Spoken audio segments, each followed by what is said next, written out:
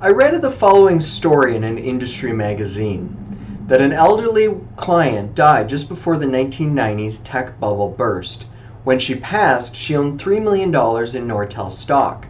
The executors were her two children, but they didn't get along and it took them more than a year to complete the probate of the will.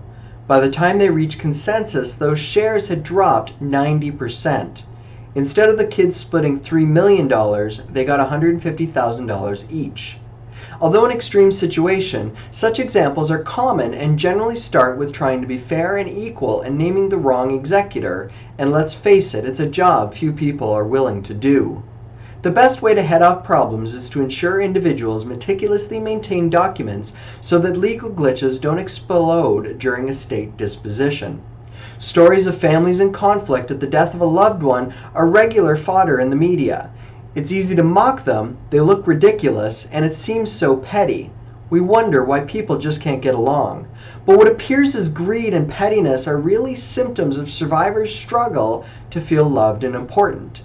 The fight for money and things is not about the object or the money itself, but about what they symbolize: importance, love, security, self-esteem, connectedness, and immortality. The best means of anticipating and ultimately diffusing disputes involving beneficiaries and executors is clear and upfront communication, as sharing information can de-escalate issues.